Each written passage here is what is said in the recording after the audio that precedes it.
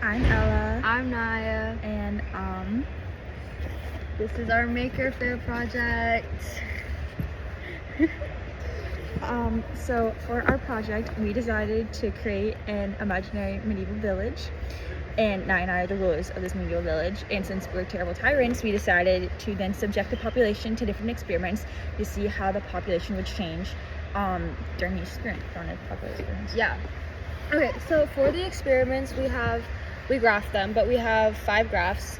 And then this one up here is just the initial. It's just if the population was left alone, so no experiment there. But we did 4 other experiments, and we did it in a time period of 50 years with increments of 10 to see how the population would be affected by the end of 50 years. So first we did a famine, and as you can see here, it went pretty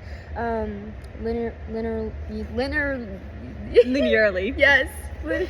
And yeah, it was pretty slow. It was pretty slow. The population didn't die too bad. But next we have an ice age. That was a little bit that worse. One was, as you can see, is a lot worse. We had maybe like 36 Yeah, we had 36 survivors. people by the end of 50 years. Yeah, and then Plague was our worst one by far. Yeah, plague was our worst one. We had 1 survivor by the end of 50 years, besides me and Ella, obviously. It was Miss Morales, because he's our teacher. Yikes. Yeah, and then we felt bad. As really terrible rulers, we felt bad, and we decided to experiment and give them gift baskets and see, bring a positive in there. Yeah, and so, the gift baskets were just so amazing that it made them really happy for 50 years. And the birth rate just went up. Yeah, perfect.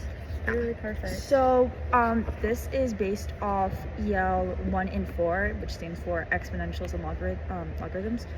And so these are all exponential graphs, but specifically they are exponential growth and decay. So to do this, we use the exponential growth and decay formula, which is over here. You can't see it, but it's f of t equals a parentheses 1 plus or minus r to the power of t, where a is the initial value. So in this case, it's the initial population, which we decided upon being 4,276. 1, just like, you have to have some percentage to show that it's growth. If it's over 1, it grows. If it's under 1, it decreases or decays. R is the rate. So for example, the rate of plague is 15%. So it's a 15% mortality rate, which is why it's so steep. And then T is time.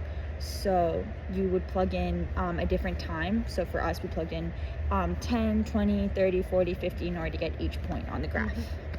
Yeah. For this project, we already knew this math. We did like a little bit further research into again, back to like the plague example, we researched like the mortality rate of like Black Plague, we researched mortality rates of like famines and ice ages, and we kind of made up the gift basket one because that was us doing it. Yeah, so we just kind of picked whatever number we felt like. Yeah. And then our process was pretty straightforward. It was just kind of figuring out those math aspects and then graphing it, and then we got all of our materials and made it really pretty. We even like correlated like some color stickers or like some random stickers to like what the event was. So there's like some snowflakes on the Ice Age one and whatnot. Snack attack for the famine. Yeah, as like a baskets. joke. Yeah. But yeah, and then we wanted to kind of bedazzle it, so that's kind of where the poster board is at. We don't have any like live demonstration or anything, obviously. We did also do some research for like